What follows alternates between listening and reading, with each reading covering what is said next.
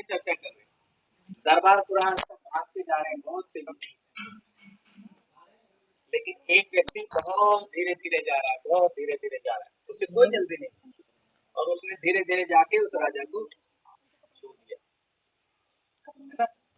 तो जिसका राजा ही हो गया, तो राजा की सारी चीजें अपने आप उसकी होगी ना। तो इसी प्रकार रिकॉर्डिंग में भी लगा दो, फिर उनके आपसे लगा दो। परमात्मा के मन में प्यास हो कि मुझे उससे मिलना है। उसने रामायण में भी कहा है कि निर्मल मन जन सो मोहि पावा, यानी परमात्मा को हम देखें कैसे? जैसे हम और आप एक दूसरे को देख रहे हैं, ऐसे परमात्मा को नहीं देख सकते। परमात्मा को ऐसे नहीं देख सकते, इन नेत्रों से नहीं देख सकते। अगर परमात्मा भी हमारे और आपके जैसा हो तो फिर दुर्लभ ही क्या है, फिर तो देख सकते हैं। परमात्मा अशरीरी है, उसको इन आंखों से, इन चर्म चक्षुओं से नहीं देख सकते। उसको देखने के लिए श्रद्धा के नेत्र, प्रेम के नेत्र, ज्ञान के नेत्र, दिव्य बुद्धि के नेत्र जो परमात्मा ही प्रदान करते हैं। सबसे पहले उनके लिए मन में प्रेम की प्यास हो, उनसे कुछ नहीं चाहिए, उनसे कुछ नहीं मांगना है, बस उनको ही मांग लेना है। और जैसे हमारे आदरणीय अभी बता रहे थे कि सभी साधु संत अपने अपने तरीके से बता रहे हैं, सभी अच्छा बता रहे हैं, जिसको जितना पता है वो उतना बता रहे हैं। अगर हमें अपने बच्चे का एडमिशन कराना हो तो अच्छा कॉलेज देखेंगे ना, कॉलेज तो बहुत सारे हैं, लेकिन सबसे अच्छा कौन सा है? तो इसके लिए अपना अनुभव होता है। अध्यात्म में भी आप सब जगह जाते होंगे, लेकिन वास्तव में आपको संतुष्टि हुई या नहीं हुई, आपको शांति मिली या नहीं मिली, आपको वो प्राप्ति हुई या नहीं हुई जिसकी तलाश में आप निकले थे। तो परमात्मा को पाने के लिए मन निर्मल हो। निर्मल मन जन सो मोहि पावा, मोहि कपट छल छिद्र न भावा। यानी परमात्मा को महसूस करना है। कपट क्या है? हम अंदर कुछ और हैं, बाहर कुछ और है, ये कपट है। बाहर अच्छे बंदे, अंदर से खराब है, लेकिन भगवान तो अंदर को भी जानते हैं। और निर्मल का मतलब क्या है? मन पर मैल क्या है? ये विकारों का ही मैल मन पर है। तो परमात्मा के लिए सबसे पहले प्यास हो, फिर प्रयास हो, प्यास होती फिर प्रयास हो, फिर पुकार हो, और फिर जो है थोड़ा धैर्य हो, और फिर परमात्मा दर्शन रूपी प्रसाद मिलता है। मैं आपके सामने साक्षात खड़ा हूँ। ऐसी तड़प थी, ऐसी प्यास थी कि रातों को अकेले रोते थे कि भगवान तो क्यों नहीं मिलता। मोरों को तो सुना रहे हैं, तुलसीदास जी ने ये कहा, कबीर दास जी ने ये कहा, सूरदास जी ने ये कहा, है ना, लेकिन हमें जब तक खुद की अनुभूति ना हो तब तक तो झूठ उनका अनुभव सुना रहे हैं, है ना। तो तुम हमें क्यों नहीं मिलते? रात दिन ऐसे तड़पते थे। जो जहां बता देता था, किसी भी मठ पर्थ पंथ धर्म में कहीं भी, बस कोई हाथ भी देखते थे ज्योतिषी, वो कहते थे ऐसे शादी होगी या ऐसे बच्चे होंगे। मैंने कहा ये ना बताओ, ये बताओ भगवत प्राप्ति होगी या नहीं होगी, भगवान मिलेंगे या नहीं मिलेंगे। तो फिर खैर ये तो लंबी कथा है। फिर जो है यहाँ आकर इस विद्यालय में, प्रजापिता ईश्वरीय विद्यालय जो है ये ब्रह्मा कुमारी, इसमें आकर के मन की संतुष्टि हुई, शांति हुई, और जो प्राप्त करना चाहते थे, भगवान से मिलना चाहते थे, वो मिले। और उसका मिलन क्या होता है ये भी यहाँ आकर के अर्थ समझ में आया। मिलना माने केवल देख लेना नहीं होता, मिलना माने मिल जाना, उसके जैसे बन जाना, यही असली दर्शन होता है। तो आप सब जो भी यहाँ नए आए हैं, आप बहुत बधाई के पात्र हैं, आप बहुत भाग्यशाली हैं कि स्वयं भगवान ने कोई गुण आपके अंदर ऐसा देखा कि आपको वो चुनना तो सबको ही चाहता है, लेकिन आप में कुछ विशेषता है जो आज आप यहाँ बैठे हैं, और भगवान ने आपको यहाँ बुलाया है। और आप सब, यदि आप में जिज्ञासा है, आप जिज्ञासु हैं, यदि आप में सचमुच भगवान के प्रति प्यास है, तो आप निराश नहीं होंगे, ये मेरा दावा है। सचमुच भगवान आपको मिलेंगे। आदरणीय दीदी हमारी बैठी हैं, ये आपको तरीका बताएंगी कि कैसे कैसे कोर्स करना है, कैसे क्या करना है, और कैसे भगवान को अनुभव करना है, क्या प्राप्त करना है, आपको ये सब सुनाया जाएगा अभी। आप सबको बहुत बहुत धन्यवाद, साधुवाद और आपका स्वागत। ओम शांति। बहन से ही हमें, लेकिन 4 लाइन राजपाल जी बैठे हैं परमात्मा शिव के लिए 4 लाइन में अपनी बात को समझना, लंबी मत खींचना। इन्होंने कोर्स किया राजपाल जी ने भी, तो डेली ज्ञान का मर्म सुन रहे हैं योग में आकर। अंजू है, राजपाल जी है, रमा जी है, सब सुन रहे हैं। ओम शांति। ओम शांति। देखिए, सबसे पहले तो मैं धन्यवाद करता हूँ आदरणीय गुरु जी का, मास्टर जी का। ये सुबह हम हमारी योग की क्लास में डेली जाते हैं और हमारी 10 मिनट अध्यात्म लेते हैं, हमें बहुत अच्छा समझाते हैं, हमें सभी को बहुत अच्छा लगता है और हम उस रास्ते पर चलने का पूर्ण रूप से सभी प्रयास करते हैं। इनका बहुत बहुत धन्यवाद करता हूँ और शिव बाबा के चरणों में ध्यान रखते हुए कहूँगा, शिव नाम से है जगत में उजाला, हरि भक्तों के है मन में शिवाला।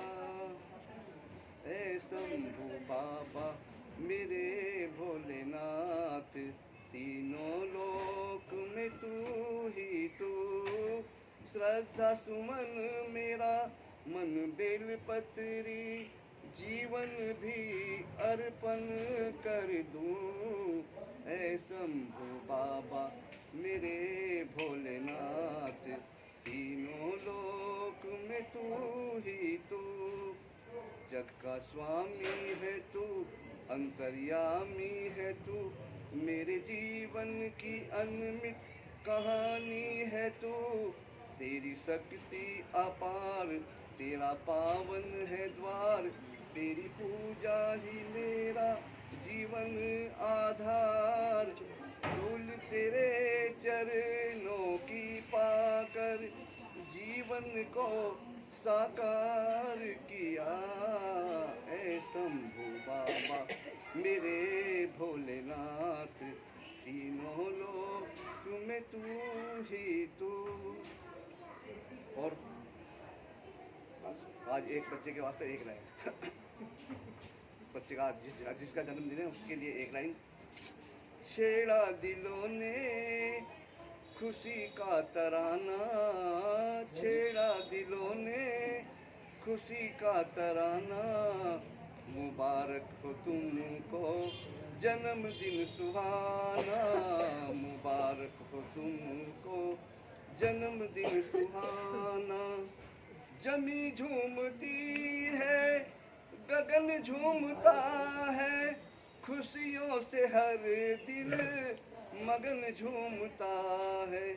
और दीवाने हुए हैं तेरे मम्मी पापा, पी के खुशी का इलाही पैमाना। मुबारक हो तुमको जन्मदिन सुहाना, मुबारक हो तुमको जन्मदिन सुहाना। धन्यवाद। ओम शांति। 4 लाइन बहन के स्वागत में। इनकी बहन के लिए जितना भी कहा जाए सब थोड़ा है। बाबा का ज्ञान हमें समझा रही है, हमारे अंदर धारण कर रही है। चिराग बहन के स्वागत में 4 लाइन, उसके बाद पूजा बहन बोलेंगी। ओम शांति। ओम शांति। संस्कृत में कहा गया कि ये शाम न विद्या तपो न दानम, ज्ञानम न शीलम, गुणो न धर्म, हे मृत्यु लोके भूमि भार भूता मनुष्य रूपेण प्रकाश। जो मनुष्य के युग में उससे ऊपर की श्रेणी में उठ जाते हैं, चाहे वो ज्ञान में हो, गुण में हो, धर्म में हो, ज्ञान में हो, शील में हो, उस परम पिता परमात्मा को हम सभी याद करते हैं। अगर हम परम पिता परमात्मा के धाम में पहुँच जाते हैं तो कहते हैं कि सारे गुण सर्वस्व हमारे अंदर समाहित हो जाते हैं। तो उस परम पिता परमात्मा की जब तुलना करने लगे, उनको यथेष्ट समझने लगे या गुण रूप में ले आए, तो वो समझना बड़ा कठिन कार्य होगा।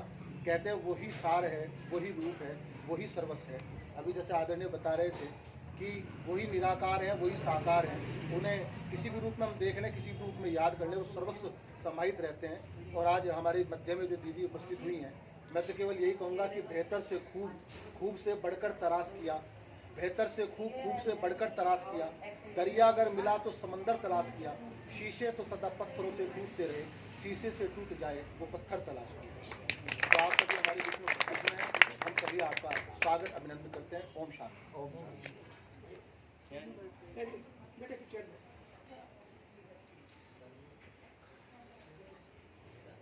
कहा था कि ब्रह्मा बाबा ने जो ज्ञान दिया है, युग पुरुष आते हैं, युग की छाती पर लगे खींचकर चले जाते हैं, उनसे इतिहास बनता है और इतिहास से धरा अपने आप को कर्तार्थ मानती है।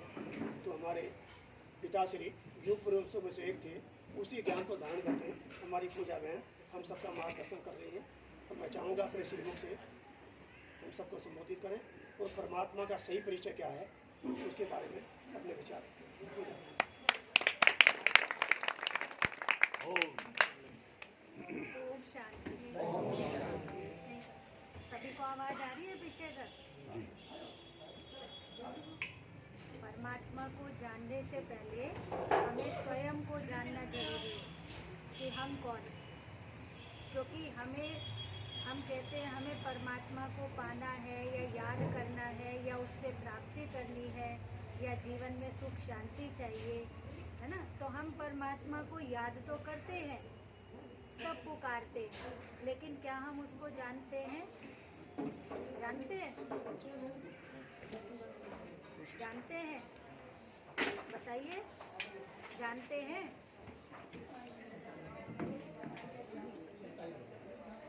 परमात्मा, अब मान लीजिए किसी व्यक्ति को से मुझे कोई कार्य है और मुझे पता तो है कि मेरा वो कार्य वो व्यक्ति करेगा, लेकिन उसका पूरा परिचय नहीं है, वो कहाँ रहता है, उसका नाम क्या है।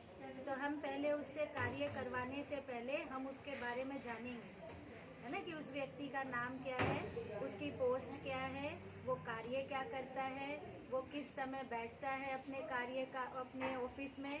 तो हम उससे जाकर मिलें और अपना कार्य करवाएं। अब भगवान को हम याद करते हैं, भगवान को हम बुलाते हैं और भगवान से ही अपने सारे कार्य करवाने के लिए हम तैयार रहते हैं। कुछ भी होता है हम कहते हैं भगवान अब तुम जानो, तुम्हारा काम जाने, भगवान आपको ये करना है, हे भगवान मुझे सुख दो, हे भगवान मुझे शांति दो, भगवान आज मेरा पेपर है, आज मुझे पेपर मेरा अच्छा हो जाए, आज मेरा रिजल्ट आने वाला है, आज मैं रिजल्ट में पास हो जाऊँ, है ना, या आज मेरे घर में ये होने वाला है, आपको ही सब संभालना है। तो हम सारे काम उसके ऊपर डालते हैं, उससे करवाना चाहते हैं, लेकिन क्या हम उसको जानते हैं? क्या हमें उससे हमारा संबंध पता है कि उससे मेरा संबंध क्या है? क्योंकि जब तक हमें संबंध का ज्ञान नहीं होगा तो हमें उस अधिकार का भी ज्ञान नहीं होगा जो मेरा उसके ऊपर है। मान लीजिए आपका बच्चा है, आपको पता है ये मेरा बच्चा है, मैं इसको ये कह सकती हूँ, मैं इसको ये कहूँगी तो ये करेगा, अधिकार है ना आपका। तो संबंध भी पता है और अधिकार का भी ज्ञान है। इसी तरीके से भगवान को हम गाते तो हैं, तुम ही हो माता पिता, तुम ही हो बंधु सखा, तुम ही हो, गाते हैं ना सभी। लेकिन क्या भगवान से उस संबंध को मैंने महसूस किया? भगवान अगर मेरा पिता है, मैं उसका बच्चा हूँ, तो मेरा अधिकार क्या है? भगवान मेरी माँ है तो वो क्या करता है? भगवान अगर मेरा बच्चा है, मैं उसकी माता हूँ या मैं उसका पिता हूँ, तो मेरा क्या अधिकार है और वो क्या करेगा? उसको जानने से पहले हमें खुद को जानना पड़ेगा कि कैसे मेरा उससे वो संबंध है। मुझे ये तो पता चल गया, ये तो मैंने गा दिया, तुम ही हो माता पिता, तुम ही हो, लेकिन किस भाव में उसका मेरा संबंध है वो मुझे जानना पड़ेगा। अब अगर मैं किसी से पूछूं, आपसे ही मैं किसी से भी पूछूं जो नए हैं, आप कौन हैं, आपकी सत्य पहचान क्या है? क्या है सत्य पहचान? आप कहेंगे मेरा ये नाम है, हम यहाँ रहते हैं, हम ये करते हैं। मान लीजिए कोई टीचर है, कोई डॉक्टर है, कोई लॉयर है, वो कहेगा कि मैं ये करता हूँ। और अगर कुछ भी नहीं करते तो कहेंगे मैं हाउस वाइफ हूँ, है ना। और अगर मैं कहूँ कि मैं ये भी नहीं पूछ रही हूँ, ना मैं आपका नाम पूछ रही हूँ, ना आप क्या करते हैं, मैं ये पूछ रही हूँ आप कौन हैं। हम अपने आप से पूछे हम कौन हैं, तो हम सब हैं एक शक्ति, एक ऊर्जा, जिसको आध्यात्म में कहते हैं आत्मा। हम सब आत्माएं हैं और उस परम पिता परमात्मा की संतान हैं। आत्मा के नाते से, शरीर के नाते से मेरे संबंधी बहुत सारे हैं। शरीर को जन्म देने वाले माता पिता है, भाई बहन है, पति है, बच्चे हैं, वो शरीर के संबंधी है। लेकिन आत्मा के नाते से परमात्मा मेरा सर्व संबंधी है। जो हम गाते हैं, तुम ही हो माता पिता, तुम ही हो बंधु सखा, तुम ही हो, वो मेरा आत्मा के नाते से है। और उस संबंध की अनुभूति भी मुझे तभी होगी जब मैं खुद को आत्मा समझूंगी। भगवान से पिता की अनुभूति मुझे तभी होगी जब मैंने खुद को आत्मा अनुभव किया होगा। भगवान से हर समय हर संबंध को मैं महसूस कर सकूं, उसके लिए मुझे खुद की पहचान में टिकना पड़ेगा। मेरी सत्य पहचान क्या है? मैं आत्मा हूँ, ये भी कई लोग जानते हैं, दुनिया में बोल देते हैं हम आत्माएं हैं, लेकिन आत्मा है क्या चीज़? आत्मा है कैसी? वो कहाँ की रहने वाली है? उसके गुण क्या हैं? ये हम नहीं जानते, है ना? तो हम क्या करते हैं? हम कहते हैं भगवान बहुत हमें सुख शांति दो, हमारे जीवन में कोई कष्ट ना आए। लेकिन हम ये नहीं जानते कि मैं तो हूँ ही शांत स्वरूप आत्मा, मैं तो हूँ ही प्रेम स्वरूप आत्मा, मैं तो हूँ ही सुख स्वरूप आत्मा। हम शांति को बाहर की ओर ढूंढते, क्यों? क्योंकि हम खुद से दूर हैं, हम अपने सत्य स्वरूप में नहीं रहते हैं। इसीलिए हमारा जो गुण है, जो हमारे पास है चीज़, उसको हम दूसरों में ढूंढ रहे हैं। एक व्यक्ति था, एक कहानी सुनाते हैं। एक व्यक्ति था, तो वो अपने दोस्त से मिलने साउथ अफ्रीका गया। साउथ अफ्रीका में हीरो का बहुत काम होता है, तो वो गया, उनके घर ठहरा। वो खगोल शास्त्री था, तो वो गया, तो उसने अपने आने का प्रयोजन बताया कि ऐसे ऐसे मैं अपने किसी कार्य से आया हूँ, किसी प्रोजेक्ट पे आया हूँ। तो कहा ठीक है। वो मिलके अपने दोस्त से 1-2 दिन रह के वो अपने काम पे चला गया। लगभग 1 महीने बाद वो वापस आया, और जब वो वापस आया तो उसको पता चला कि उसके दोस्त ने शरीर छोड़ दिया। कारण क्या था कि वो जब गया था तो उसके दोस्त ने पूछा आपका आना कैसे हुआ?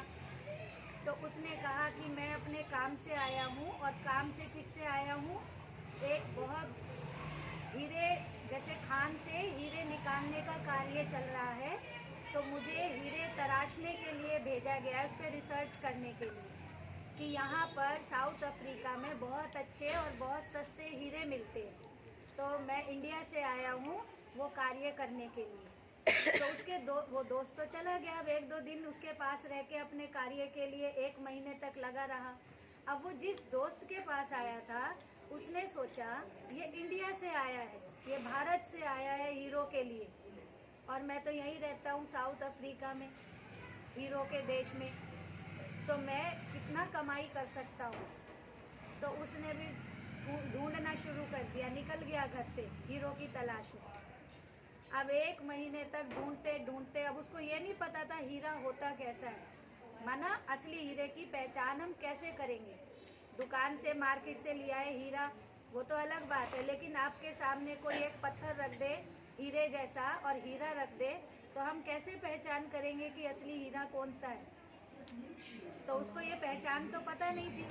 अब वो ढूंढता ढूंढता, उस ना खाने में ध्यान ना पीने में ध्यान, उसकी तबीयत खराब हुई और उसने 1 महीने के अंदर शरीर छोड़ दिया। अब जब वो वापस, जो दोस्त जो भारत से गया था, वो उसके घर में आया 1 महीने के बाद, और उसको पता चला कि दोस्त ने इस कारण से शरीर छोड़ दिया।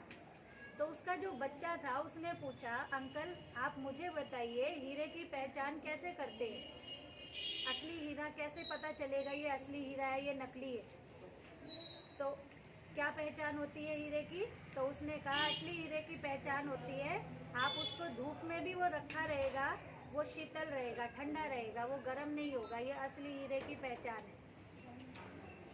कहा अच्छा। कहा ऐसे जो पत्थर है वो तो हमारे पीछे गार्डन में भी रखे हैं, देखो आप उनको चल के। अब उसने देखा, उसने अपना उनको तराशा तो पता चला ये तो हीरे लगे हैं।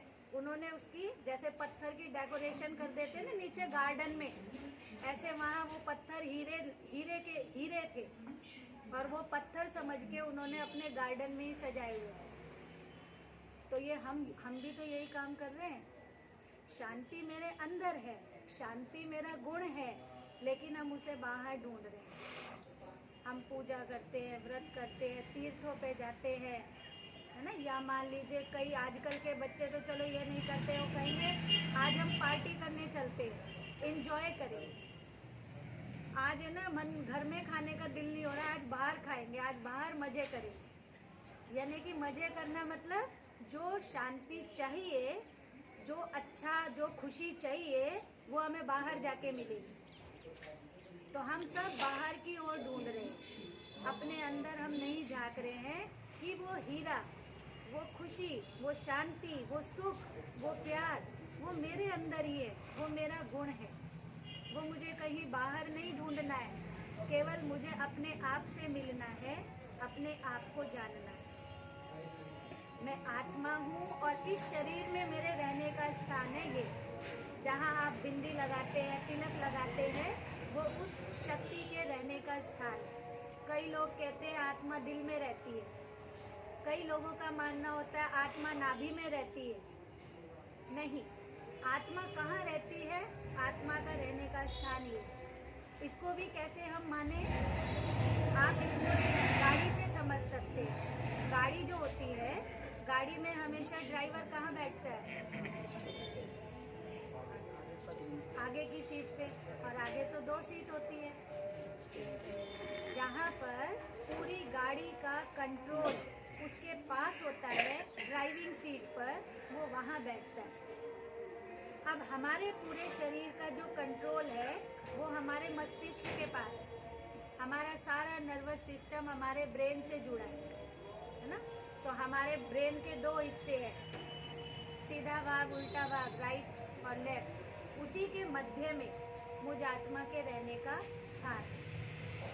आत्मा इतनी सूक्ष्म है जिसको इन आँखों से नहीं देखा जा सकता, उसको आप महसूस कर सकते हैं। उसको देख नहीं सकते। कोई सोचे मुझे आत्मा दिखाई दे जाए, कैसी है आत्मा? उसको देखा नहीं जाता है, उसको महसूस किया जाता है। एक जीवित व्यक्ति है, एक मृतक व्यक्ति है, दोनों में अंतर क्या है? केवल आत्मा का ही तो है ना, उस शक्ति का है जो शरीर को चला रही है। तो आत्मा बहुत सूक्ष्म है, सूक्ष्म से सूक्ष्म ज्योतिर्बिंदु। आत्मा के रहने का स्थान ये। अब आत्मा जैसी है तो आत्मा का पिता भी तो वैसा ही होना चाहिए। आप देखो कोई पशु है, पशु का बच्चा कैसा है? पशु जैसा, है ना। गाय है, गाय का बच्चा कैसा होगा? गाय जैसा। कोई पक्षी है, पक्षी का बच्चा कैसा होगा? पक्षी जैसा। हम मनुष्य हैं, हमारे बच्चे कैसे होंगे? हमारे जैसे, मनुष्य योनि के ही, है ना। ऐसे ही हमारी आत्मा है, तो आत्मा का पिता कैसा होगा? आत्मा जैसा, जैसी आत्मा है ना। तो वो आत्मा का पिता भी इतना ही सूक्ष्म है जैसी मैं आत्मा हूँ। उन्हें हम इन आँखों से नहीं देख सकते। कोई कहे मुझे भगवान दिख जाए, मुझे दर्शन हो जाए, वो कोई कहता है मुझे दर्शन हुआ। मान लो किसी को श्री राम दिखाई दिए, श्री कृष्ण दिखाई दिए, वो कहते हैं हमें दर्शन हुए भगवान के। लेकिन दर्शन नहीं, वो मेरी भावना है। जो मैंने उनके बारे में जैसा रूप सोचा, मुझे वैसा ही रूप दिखाई दिया। मैंने सोचा कृष्ण मोर मुकुट बांसुरी बजाते हुए, मेरे मन में वो छवि बैठी हुई है, तो मुझे दिखाई देंगे तो कैसा रूप दिखाई देगा? वैसा ही रूप दिखाई देगा।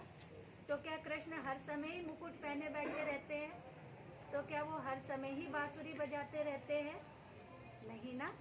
उनका कोई साधारण रूप भी तो होगा ना। जैसे आप लोग मान लीजिए कहीं फंक्शन में गए, दूसरी ड्रेस पहनी, घर में है दूसरी ड्रेस पहनी, रात को सोएंगे दूसरी ड्रेस चेंज की, तो ऐसे वो भी तो चेंज करता होगा। कभी हमने उस छवि का अपने मन में चित्र बनाया कि उसका साधारण रूप का चित्र कैसा होगा, वो नहीं बनाया। जैसा चित्र बनाया वैसे मुझे दिख गया, लेकिन परमात्मा का सत्य रूप क्या है वो इन आँखों से नहीं देखा जा सकता। उसे आप महसूस कर सकते हैं, है ना। उसकी शक्ति को हम महसूस कर सकते हैं। अब उसकी पहचान कैसे करें, उसको महसूस कैसे करें, ये समझना है। उसकी कुछ निशानियां हैं कि हम भगवान को जाने पहचाने कैसे।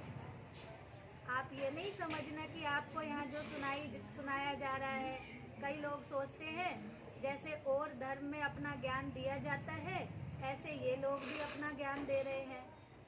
इसको ऐसे नहीं समझना।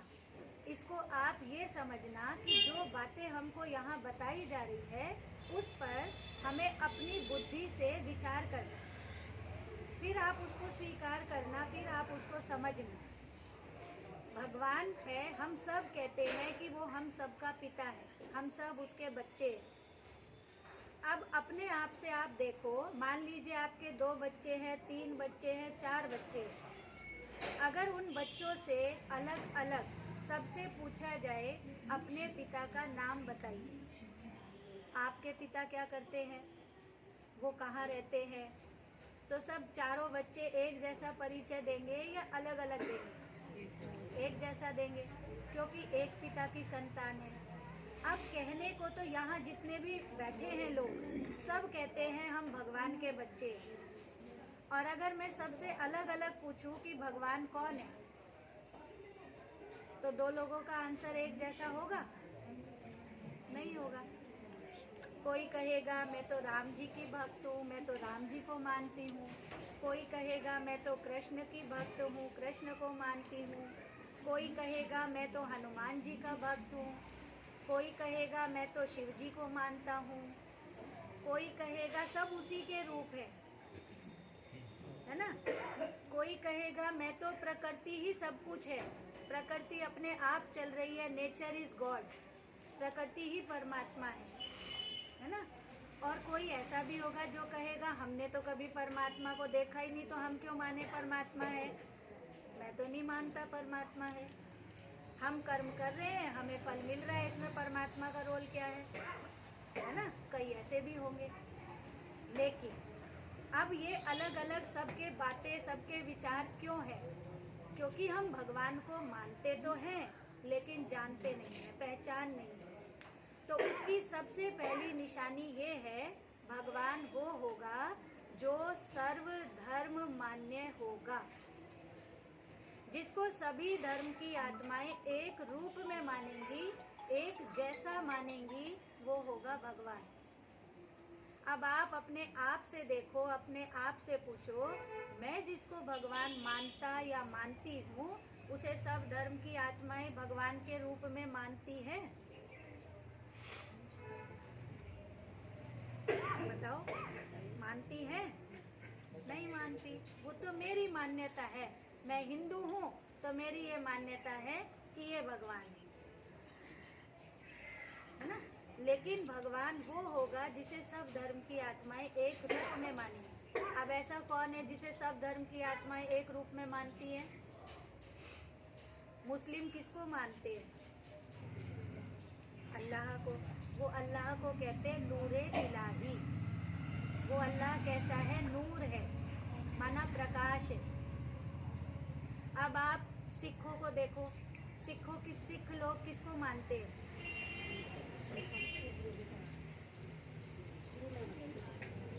गुरु नानक जी तो उनके धर्म स्थापक है, वो गुरु नानक जी को नहीं मानते।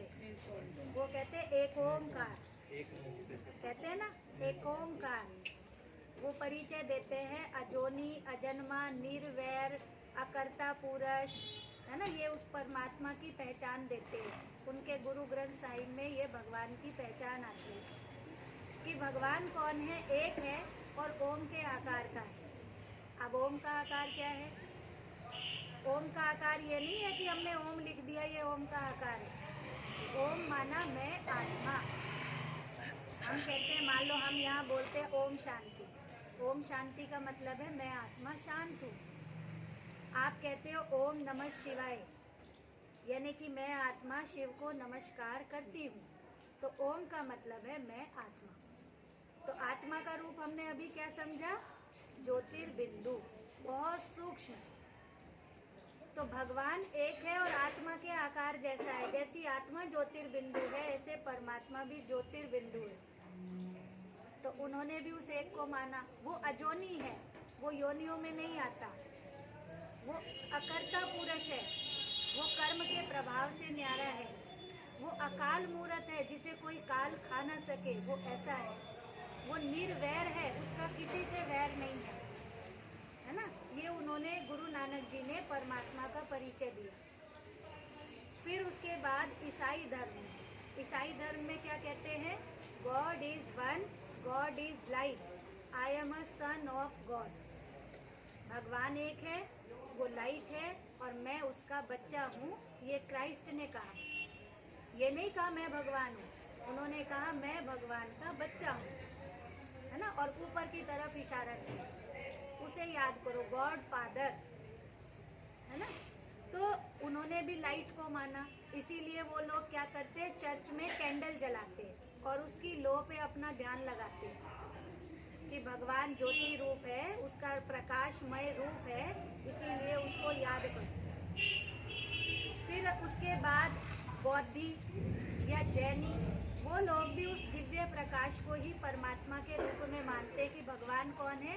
वो दिव्य प्रकाश है ना। अब आप देखो, बचा कौन? हम लोग हिंदू कैसे मानते हैं उस ज्योति रूप को? वो उसको मानते हैं ज्योतिर्लिंग के रूप में। आप शिवलिंग की पूजा करते हो? शिवलिंग क्या है? उसको कहते हैं ज्योतिर्लिंग। ज्योति अर्थात जिसका जो गुण है, लिंग का मतलब होता है लक्षण, लिंग का मतलब है लक्षण अर्थात विशेषता, और ज्योति यानी कि जिसकी विशेषता है प्रकाश फैलाना, वो है शिव, है ना। तो उसको हम याद करते हैं ज्योतिर्लिंग के रूप में। आपने ज्योतिर्लिंग को ध्यान से देखा हो तो उस पे 3 लाइनें बनी होती है, बीच में एक बिंदु लगा हुआ होता है। कई लोग समझते हैं ये तीसरी आँख है, वो आँख नहीं है, वो भगवान का स्वरूप है कि भगवान कैसा है? ज्योतिर्बिंदु है। और वो जो 3 लाइनें हैं वो क्या दर्शाती है? भगवान त्रिनेत्री है, अर्थात ज्ञान का तीसरा नेत्र देने वाला है। वो परमात्मा शिव ही है जो त्रिलोकीनाथ है, तीनों लोकों का स्वामी। वो परमात्मा ही है जो त्रिकालदर्शी है, जिसको तीनों कालों का ज्ञान है। तो वो है, उसका रूप है बिंदु। लेकिन बिंदु की पूजा कैसे करें? इसीलिए उसका बड़ा रूप बना दिया, ज्योति के आकार की अंडाकार आकृति उसको दे दी पूजा करने के लिए, फल फूल जल चढ़ाने के लिए उसको वो रूप दे दिया। लेकिन वास्तव में उसका रूप है वो ज्योतिर्बिंदु। तो सभी धर्मों के द्वारा जो एक रूप परमात्मा का माना गया वो है ज्योति स्वरूप। ये पहली निशानी है भगवान को पहचानने की। दूसरी निशानी है भगवान वो होगा जिसके कोई माता पिता गुरु शिक्षक नहीं होंगे। भगवान को हम कहते हैं भगवान सर्वोच्च सत्ता है, सुप्रीम अथॉरिटी है। तो सुप्रीम का मतलब ही क्या होता है? हम यहाँ पे सुनते हैं एक कोर्ट है, एक हाई कोर्ट है, एक सुप्रीम कोर्ट है ना। अब कोर्ट में किसी का फैसला नहीं हुआ, वो हाई कोर्ट में कर देगा अपना दोबारा से अपील, और हाई कोर्ट में फैसला नहीं हुआ वो सुप्रीम कोर्ट में अपील कर देगा। लेकिन जो सुप्रीम कोर्ट का फैसला होगा और कहीं भी जाके अपील करेगा, वो मान्य होगा, क्योंकि उससे ऊपर कोई कोर्ट है ही नहीं। तो सुप्रीम का मतलब है जिससे ऊपर दूसरा कोई है ही नहीं। अगर मान लीजिए आपके माता पिता हैं, आपके गुरुजन हैं, उनका स्थान आपसे ऊपर है या नीचे है? ऊपर है ना। ऊपर मेरे माता पिता हैं, उनका स्थान मेरे से ऊपर है। मेरे गुरुजन हैं, उनका स्थान मेरे से ऊपर है। तो भगवान के भी अगर माता पिता गुरुजन होंगे तो इसका मतलब भगवान से भी ऊपर तो उनका स्थान है। फिर उनको सर्वोच्च तो नहीं कहेंगे, सर्वोच्च का मतलब ही है कि उसके कोई माता पिता गुरु शिक्षक नहीं। अब आप देखो, मैं जिसको मानती हूँ उनके माता पिता हैं? मैं राम को मानती हूँ तो राम के तो माता पिता हैं, गुरुकुल में जाके उन्होंने शिक्षा ली। मैं कृष्ण को मानती हूँ तो उनके भी माता पिता हैं, उन्होंने भी गुरुजन से शिक्षा ली। मैं हनुमान जी को मानती हूँ तो हनुमान जी के भी माता पिता हैं। मैं गणेश जी को मानूँ तो गणेश जी के भी माता पिता हैं, है ना? तो ये कौन है? कृष्ण है, राम है, हनुमान है, गणेश है, ये कौन है? ये है देवी देवताएं, दिव्य गुणों वाले। इनको भी बनाने वाला इनसे भी ऊपर भगवान अलग है। ये उनके बच्चे हैं, है ना? ये उनके बच्चे हैं, ये भगवान के बच्चे हैं। आप भी देखो, कोई मान लीजिए आपका बच्चा है, तो आपका बच्चे में अगर आपके जैसे गुण हैं तो क्या कहा जाएगा? भाई ये बच्चा तो बिल्कुल वैसा है, कहेंगे ना, ये तो बिल्कुल वैसा है। उसके माता पिता का नाम लेके कहेंगे ये तो बिल्कुल उन जैसा है। अब जो देवी देवताएं हैं उनके गुण भी कैसे हैं? भगवान शांति का सागर है, तो वो जो देवी देवताएं हैं वो शांति में 100% है, फुल है, शांत स्वरूप है, प्रेम स्वरूप है, आनंद स्वरूप है, सर्वगुण संपन्न है, संपूर्ण निर्विकारी है। इसीलिए हम क्या कहते थे पहले? ये तो भगवान जैसे है। और धीरे धीरे समय के साथ क्या हुआ? वो जैसे शब्द तो हट गया, अब हमारे लिए ये ही भगवान है ना? ये हो गया। लेकिन वास्तव में वो है परमात्मा की संतान, देवी देवताएं। उनको भी बनाने वाला परमात्मा वो है जिसके कोई माता पिता गुरु शिक्षक नहीं है। तीसरी निशानी है भगवान को पहचानने की। भगवान वो होगा जो जन्म मरण से न्यारा है, जो जन्म मरण के बंधन में नहीं आता है, वो होगा भगवान। अब आप देखो, आप जिसको मानते हो वो जन्म मरण के चक्र में है? नहीं है। राम जी का जन्म दिखाया, उनकी मृत्यु दिखाई, सरयू नदी में उन्होंने अपने शरीर को छोड़ा, दिखाया। कृष्ण जी का जन्म दिखाया, कृष्ण जी की मृत्यु दिखाई, बहेलिए का तीर लगने से उन्होंने शरीर को छोड़ा, है ना? तो जिसका भी शरीर है, साकारी शरीर, ये हड्डी मांस का शरीर जिसका भी दिखाया है, जिसका भी गर्भ से जन्म दिखाया है, उसकी मृत्यु निश्चित है। मैं आत्मा भी ज्योति बिंदु हूँ, परमात्मा भी ज्योति बिंदु है, लेकिन मुझ में और उसमें अंतर क्या है? मैं जन्म मरण के चक्र में हूँ, वो जन्म मरण के चक्र से न्यारा है, वो कभी गर्भ से जन्म नहीं लेता, वो होगा भगवान। चौथी निशानी है भगवान को पहचानने की। भगवान वो होगा जो सर्वज्ञ है, जो सृष्टि के आदि मध्य अंत का ज्ञान दे, वो होगा भगवान। अब कई लोग समझते हैं जब भगवान सर्वज्ञ है, सब कुछ जानता है, तो इसका मतलब वो सब जगह है, कण कण में है, मेरे में है, आप में है, सब जगह विद्यमान है। कितने लोग मानते हैं ऐसे? हाथ उठाओ। भगवान सब जगह है, बाकी नहीं मानते। मानते हैं ना भगवान सब जगह है ना? भगवान की याद सब जगह है, भगवान सब जगह नहीं है ना?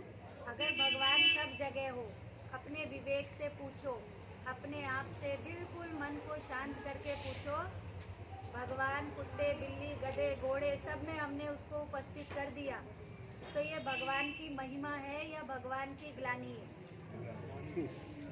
हमने अपनी तो 84 लाख योनियां बताई और भगवान को तो कण कण में कह दिया। तो भगवान कहते तुमने तो अपने से भी ज़्यादा नीचे मुझको कर दिया। हम दुखी होते हैं, हम परेशान होते हैं, तो हमारी नज़र कहाँ जाती है? भगवान मेरा दुख हरो। अगर वो सबके अंदर है, पहली बात तो जीवन में दुख नहीं होगा, क्योंकि वो तो दुख हरता सुख करता है। और अगर दुख है चलो कोई कह दे कि ये मेरे ही कर्मों के कारण है, तो दुख है, तो दुख में हम उसे बुला रहे हैं, याद कर रहे हैं, हे भगवान दुख हरो। तो जब वो सभी जगह है तो कौन है, कहाँ से आएगा, कैसे दुख को हरेगा, है ना। जो भक्ति करते हैं बहुत, उसको याद करते, कहते भगवान बस एक बार दर्शन दे दो, बस मेरी भक्ति सफल हो जाएगी, मुझे एक बार दर्शन दे दो। कहते हैं ना, अगर भगवान सब जगह है तो कौन देगा दर्शन, कहाँ से आके देगा जब वो सभी जगह है तो, है ना। और अगर भगवान सब जगह हो तो उसके गुण भी सब जगह विद्यमान होने चाहिए। भगवान शांति का सागर है तो शांति मेरे अंदर होनी चाहिए, सबके अंदर, केवल मेरे अंदर ही नहीं, सबके अंदर होनी चाहिए। भगवान प्यार का सागर है तो वो प्यार सबके अंदर होना चाहिए। भगवान दुख हरता सुख करता है तो वो सुख सबके जीवन में होना चाहिए। फिर आज दुख अशांति क्यों है? क्योंकि भगवान सबके अंदर नहीं है।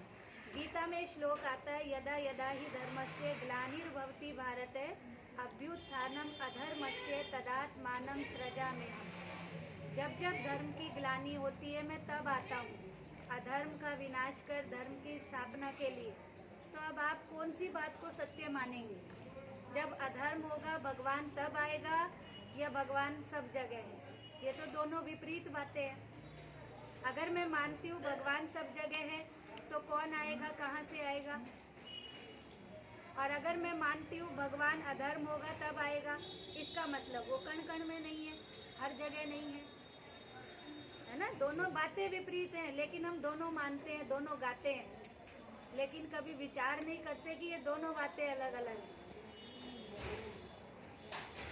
तो भगवान कहते हैं कि वो सर्वज्ञ तो है, सृष्टि के आदि मध्य अंत को तो जानता है, लेकिन सर्वव्यापी नहीं है, सब जगह विद्यमान नहीं है। जैसे आपका बच्चा है, आपका बच्चा बाहर गया, कुछ छेड़खानी करके, लड़ाई झगड़ा करके आ गया और घर में आके बड़ा अच्छा, बड़ा शांत बैठ गया, आपको पता चलेगा या नहीं चलेगा? चलेगा ना, चलेगा ना कि आज जरूर कुछ करके आया, बड़ा शांत बैठा है। अब आप उसके अंदर नहीं थे, आप उसके साथ नहीं थे, लेकिन आप उसकी माता या पिता हो, तो आपको पता चलता है कि मेरा बच्चा कुछ करके आया है। इसी तरीके से मेरे बारे में भी जानने के लिए भगवान को मेरे अंदर होने की ज़रूरत नहीं है। वो मेरा माता पिता है, उसे मेरे पल पल की पता है, उसे मेरे अंदर होने की ज़रूरत नहीं। वो इस सृष्टि का रचयिता है। जैसे एक मूवी का डायरेक्टर होता है, उसे उस मूवी के अंदर होना ज़रूरी नहीं है, वो बना रहा है उस मूवी को, उसने बनाया है, उसको पता है कि इसकी स्टार्टिंग क्या है, इसका एंड क्या है, उसको पता है। इसी तरीके से परमात्मा भी सृष्टि का रचयिता है, उसको पता है। उसे उसके बारे में जानने के लिए, इस सृष्टि के कण कण के, पल पल के बारे में जानने के लिए इसके अंदर होने की आवश्यकता नहीं है। वो सर्वव्याप्त नहीं है, लेकिन सर्वज्ञ जरूर है ना। और पांचवी निशानी है, भगवान वो होगा जो अपरिवर्तनीय है, जो समय के साथ ना बदले, वो है भगवान। कई लोग कहते हैं नेचर इज गॉड, प्रकृति ही परमात्मा है ना।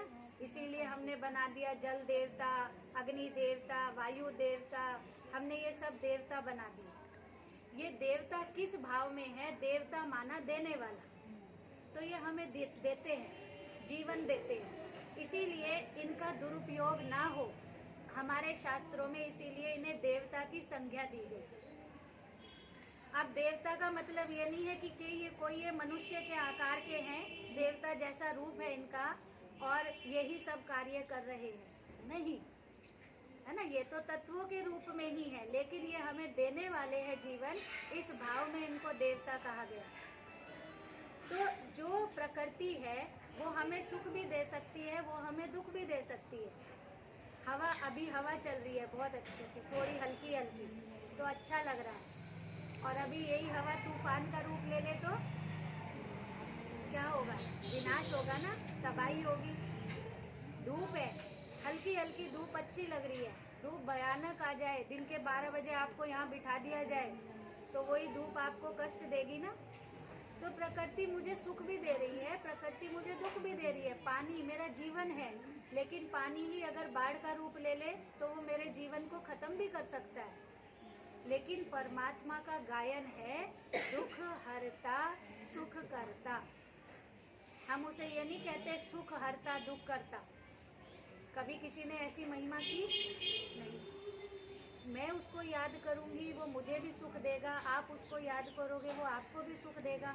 सारी सृष्टि भी उससे सुख लेगी तो भी उसमें कमी नहीं आएगी। इसीलिए उसको सागर कहा जाता है ना। तो वो अपरिवर्तनीय है, वो समय के साथ बदलता नहीं है। एक बात हम आम भाषा में बोल देते हैं, सुख दुख देने वाला तो भगवान है। कई बार कोई दुख की घड़ी आती है तो हम क्या कहते हैं, कोई बात नहीं, भगवान ये दुख के दिन भगवान ने दिखाए तो सुख के भी दिन दिखाएगा। कहते हैं ये भी भगवान की ग्लानि है। भगवान हमें दुख नहीं देता और भगवान हमें सुख भी नहीं देता। वो दुख भी नहीं देता, सुख भी नहीं देता, लेकिन वो सुख पे चलने की राह जरूर दिखाता है। वो हमें मार्ग देता है, वो हमें दिशा देता है। जैसे हमारे जीवन में गुरु का, शिक्षक का क्यों महत्व होता है।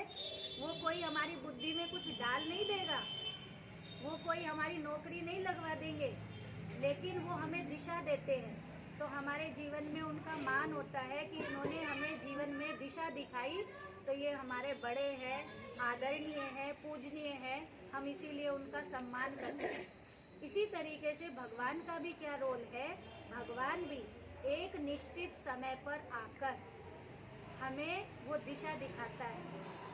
सही क्या है, गलत क्या है, सत्य क्या है, असत्य क्या है, सुख क्या है, दुख क्या है। तो जब वो हमें राह दिखाता है, हम उस राह को चुनकर उस राह पर चलते हैं तो हमारे जीवन में आता है सुख। और अगर हम नहीं चुनते तो हमारे जीवन में दुख आएगा। सुख और दुख वो मेरे कर्मों का परिणाम है। भगवान ने केवल राह दिखाने का काम है, और जो मैंने जैसा कर्म किया वो सुख दुख मेरे कर्मों के कारण आए। अब ये 5 निशानी जिसमें दिखाई दे, आप उसको भगवान माने, है ना। पहली निशानी, सब धर्मों के द्वारा एक रूप में माना जाने वाला। दूसरी निशानी, जिसके कोई माता पिता गुरु शिक्षक नहीं है। तीसरी निशानी, जो गर्भ से कभी जन्म नहीं लेता, जन्म मरण से न्यारा है। चौथी निशानी, जो सर्वज्ञ है, जो सृष्टि के आदि मध्य अंत का ज्ञान दे। और 5वीं निशानी, वो अपरिवर्तनीय है, वो बदलता नहीं है, वो सागर है, सदा सबके लिए समान है, केवल हमें उससे लेना आना चाहिए, है ना। तो वो ये 5 निशानी आपको जिसमें भी दिखाई दे, आप उसको माने। ये भगवान की पहचानने की निशानियाँ हैं। अब ये 5 निशानी भी किसमें दिखाई देती हैं। ये 5 निशानियाँ एक साथ ज्योति स्वरूप परमात्मा शिव में दिखाई देती है, जिसे आप शिवलिंग के रूप में मानते हो, है ना। उसके माता पिता नहीं है, वो ज्योति रूप में सब धर्मों के द्वारा माना जाता है। वही शांति का सागर, प्रेम का सागर है, वो जन्म मरण से न्यारा है, और वही सृष्टि के आदि मध्य अंत का ज्ञाता है। और ये खुशखबरी है आपके लिए कि वो अभी वो ज्ञान, वो राह दिखा रहा है, वो समझ दे रहा है। उसके आने का ये समय है, वो धरा पर आकर अपना कार्य कर रहा है, बहुत ही एक अनोखे ढंग से, बहुत ही एक दिव्य रूप से।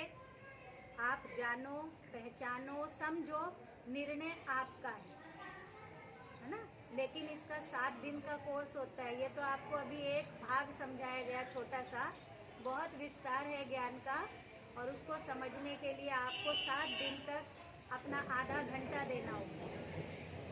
7 दिन तक आप आधा घंटा समझिए, सुनिए, और फिर जो आपकी बुद्धि निर्णय करे, जो आपकी बुद्धि फैसला करे, आप वैसे चलिए। लेकिन मैं आपको ये कह लो, एक निमंत्रण हम आपको दे रहे हैं प्रजापिता ब्रह्मा कुमारी ईश्वरीय विश्वविद्यालय की तरफ से, कि इसका नाम ही है ईश्वरीय विश्वविद्यालय। ये कोई ऐसा सत्संग नहीं है कि हमने 7 दिन की गीता का पाठ कर लिया, हमने रामायण की कथा हो रही है, रामायण सुनाए, आज भागवत हो रहा है, भागवत सुन लिया, ये कोई ऐसे सत्संग नहीं है। ये विद्यालय है, ये ईश्वरीय विश्वविद्यालय है, जहाँ परम पिता परमात्मा के द्वारा जो पढ़ाई, जो शिक्षाएं दी गई, वो ही पढ़ाई जाती है। और उसको जब हम अपने जीवन में धारण करते हैं तो अंतर हमें खुद पता चलता है। ये आपको कोई आपको मान लो मैं कह दूँ आपके जीवन में ये होगा, ये होगा, ये होगा, ये होगा, वो आप खुद अनुभव करोगे। जब आप उसको अपने जीवन में धारण करोगे तो आपको अंतर पता चलेगा कि हम जो आज तक सुनते थे, समझते थे, और जो अब हमें परमात्मा ज्ञान दे रहा है, उसमें अंतर क्या है। और जब हम उसकी सही पहचान कर लेते हैं तो हम उससे संबंध जोड़ने में हमें सहज होता है ना। किसी व्यक्ति का मुझे परिचय मिल जाए तो उससे जाके मिलने में मुझे सहज होता है। इसी तरीके से परमात्मा को जानने से भी जब मैं उसको याद करती हूँ तो वो बहुत सरल है, बहुत सहज है। उठते बैठते खाते पीते घर में भी रहते हम उसको याद कर सकते हैं। याद हम उसको कहीं भी कर सकते हैं, याद उसकी हर जगह हो सकती है, लेकिन वो खुद हर जगह नहीं है। उसकी एक पहचान है, वो परम धाम निवासी है। उसका रूप बिंदु है, गुणों में सिंधु है, और नाम उसका शिव है। हम उसको प्यार से कहते हैं शिव बाबा। बाबा माना मेरा पिता। बाबा माना यहाँ कोई शरीर वाला नहीं, बाबा माना वो निराकार ज्योति स्वरूप परमात्मा शिव, जो मुझ आत्मा का पिता है। ठीक है? ओम शांति। अभी बहन ने बड़े विस्तार से परमात्मा का सत्य परिचय आपको दिया और उन्होंने कहा है निर्णय आपके हाथ में है। पहले परमात्मा को समझिए। परमात्मा को समझने के लिए अपने आप को समझना होगा। स्वामी विवेकानंद ने अपने आप को समझने की खोज में ही सारा जीवन गंवा दिया था। रामकृष्ण परमहंस के द्वार पर पहुंचे, उन्होंने पूछा कौन, पीछे हट गए, फिर पूछा कौन, फिर पीछे हटते गए, फिर पूछा कौन, पहले यही तो मैं जानने आया था मैं कौन हूँ, और यही आप मुझसे पूछ रहे हैं। तो उन्होंने रामकृष्ण परमहंस ने स्वामी विवेकानंद को जब ज्ञान दिया तो उसी ज्ञान को, उस परमात्मा को जानने के लिए पहले अपने आप को जानना है। अपने आप को आत्मा समझकर परमात्मा को याद करोगे तो उससे सुख और शांति की अनुभूति हो पाएगी, अन्यथा नहीं हो पाएगी। बहन ने उस ज्ञान को अपने अंदर धारण किया है, इम्प्लीमेंट किया है, और साथ साथ उसकी मूर्ति है। पहले ज्ञान को अपने अंदर उतार कर तब हम ज्ञान में दे रहे हैं। तो आप लोगों से अनुरोध है, अगर सत्यता लगे तो निश्चित रूप से कोर्स करिए। सीतासर से पहले ब्रह्मा कुमारी सेंटर है, वहाँ पर जाकर कोर्स कीजिए। वहाँ आपको पता चलेगा सच्चाई क्या है। जब तक जीवन की सच्चाई को नहीं जानेंगे तब तक किसी को कुछ भी कहते। आप लोग सब मेरे निमंत्रण पर, भारतीय योग संस्थान परिवार भी है, मेरे पड़ोसी भी हैं, यहाँ पर आए हैं। मैं हृदय से उन्हें धन्यवाद देता हूँ, और अपना ब्राह्मण परिवार जो बैठा है उसे भी हृदय से धन्यवाद देता हूँ कि आप यहाँ पर उपस्थित हुए हैं। बहुत बहुत धन्यवाद। ओम शांति।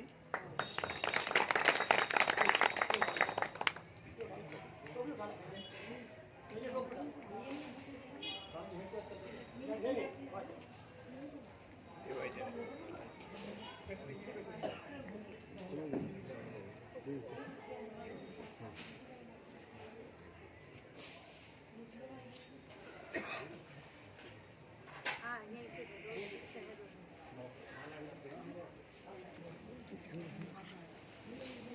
आप रामकृष्ण शहरी सभासद है, हमें मैं परिचय भी कराता हूँ। पहले भी गए हैं वहाँ भी। हाँ, देखा है। आ जाइए। हेलो,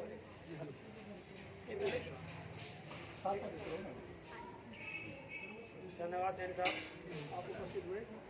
आप हमारे राकेश जी हैं, पड़ोसी हैं, बहुत अच्छे।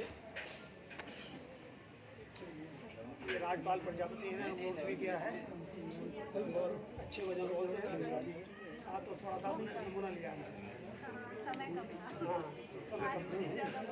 नहीं, आपसे ही बुलवाना था पहले। नहीं, आपसे पड़ोसी, आपका परिचय बनने का ये भैया ने दे दो आप तुम जो बात आप ही करो। आप सुखदेव सिंह ये प्रभाकर स्कूल से रिटायर्ड टीचर हैं। धन्यवाद आपके दर्शन में। आप आइए। डॉक्टर राजकुमार जी के लिए सब।